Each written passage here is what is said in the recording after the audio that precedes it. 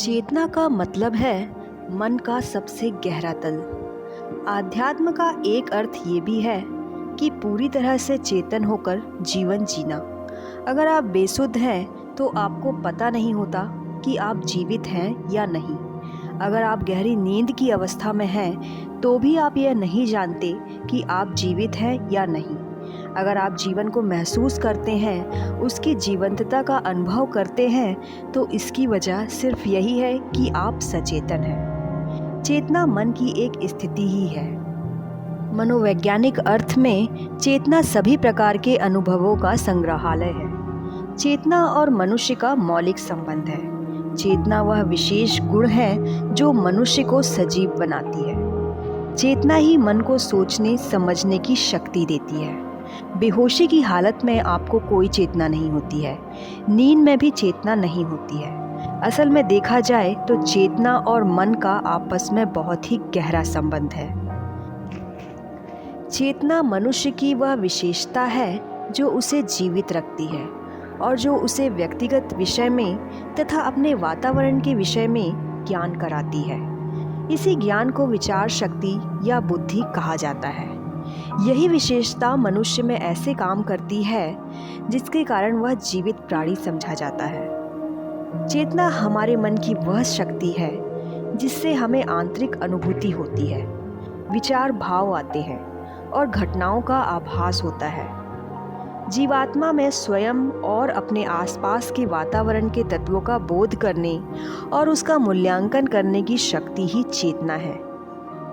जिस मनुष्य में चेतना है वही जीवित है और इसलिए गति चेतना की प्रतीक है। केवल मस्तिष्क का होना ही काफ़ी नहीं है, उसमें क्रियाशील चेतना का होना भी ज़रूरी है। मनुष्य की आत्मचेतना अंतर्मुखी होने से जागती है।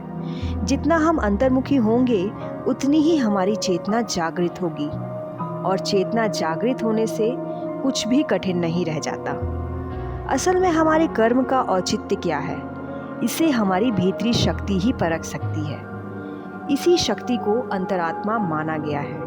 मनुष्य का शरीर 5 तत्वों धरती, अग्नि, वायु, आकाश और पानी से मिलकर बना है। जाहिर है इनका असंतुलन मनुष्य की सेहत के लिए या उनके तन, मन और धन से जुड़ी किसी भी मुश्किल के लिए जिम्मेदार होता है। चाहे हम इस प्रकृति की, इस दुनिया की, इस ब्रह्मांड की कितनी भी जानकारी प्राप्त कर लें, लेकिन चेतना शक्ति के बिना ये अधूरा सच है।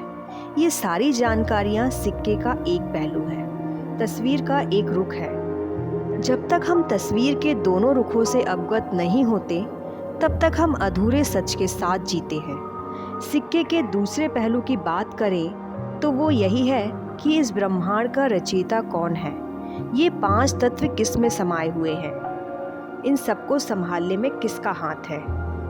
इन 5 तत्वों से बना मनुष्य कौन है, इसका मूल रूप क्या है, वह कहाँ से आया है और उसे कहाँ जाना है। जब तक हमारी चेतना जागृत नहीं होती तब तक हम अपने आप से अनजान बने रहेंगे। चेतना द्वारा ही हम आत्मा और परमात्मा के संबंध को जान सकते हैं। चेतना का हमारी जीवन शैली में बहुत महत्व है। मनोविज्ञान की दृष्टि में चेतना मानव में उपस्थित वह तत्व है जिसके कारण उसे सभी प्रकार की अनुभूतियाँ होती है। चेतना के कारण ही हम देखते, सुनते, समझते और अनेक विषयों पर चिंतन करते हैं। इसी के कारण हम सुख दुख का भी अनुभव करते हैं। आज भौतिक वस्तुओं को पाने की होड़ हमें चेतना विहीन बना रही है। हमारे बीच दुख बढ़ रहा है। वर्तमान में हमारा अपने मन और भावनाओं पर नियंत्रण छूट रहा है। आज लोगों को एक ऐसी चेतना की आवश्यकता है जो उनके भीतर मनुष्यता को बरकरार रखे और वह अपने समाज व देश हित में फैसले ले सके।